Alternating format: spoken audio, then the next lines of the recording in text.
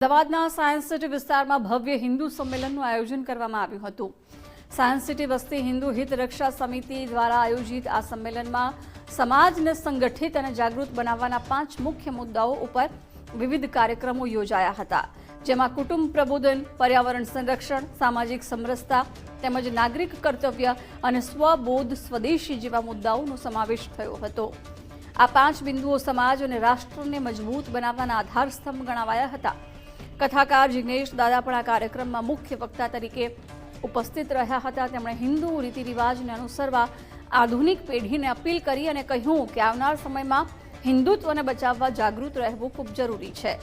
આ સંમેલનનો હેતુ સમાજમાં સંસ્કાર, એકતા અને જાગૃતિ લાવવાનો છે। દરેક વ્યક્તિ પોતાનું કર્તવ્ય સમજીને સમાજ અને રાષ્ટ્ર માટે કાર્ય કરે એ જરૂરી છે।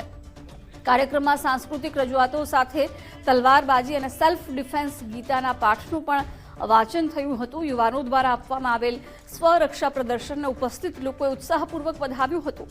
આ કાર્યક્રમ દ્વારા એકતા, સુરક્ષા અને સ્વાભિમાનનો સંદેશ આપવામાં આવ્યો હતો।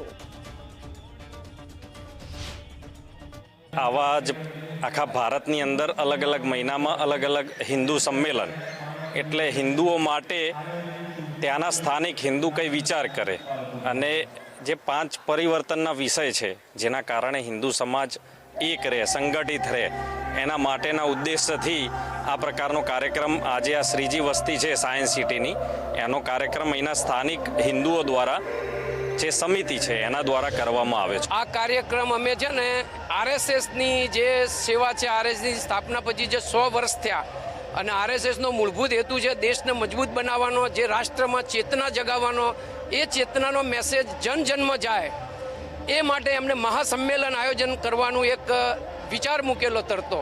તો અમારી શ્રીજી હિન્દુ વસ્તીના યુવાનો અને બધા જનતાએ ભેગા થઈ અને હિન્દુ હિત રક્ષક સમિતિની રચના કરી અને કેમ કરીને મેક્સિમમ લોકોમાં બોટમ લેવલ સુધી અખંડ ભારતનો, ભારતીય સનાતન સંસ્કૃતિનું ગર્વ વધે, યુવાનો જાગૃત થાય અને જે આપણી સનાતન ધર્મમાં યુવાનોમાં જે શક્તિ હતી, તાકાત હતો, પ્રેમ હતો, કુટુંબ ભાવના હતો, જે બધા સદગુણો હતા અત્યારે જે ઓછા થઈ રહ્યા છે એ ફરીથી એમાં એસ્ટાબ્લિશ થાય, એ મેઇન મૂળભૂત હેતુ માટે અમે આ સંમેલનનો પ્રોગ્રામ રાખ્યો છે। આપણને ક્યારેય પણ પૂછે તમે કેવા છો તો કેવું, અમે ભારતીય, અમે સનાતની, અમે હિન્દુ છીએ।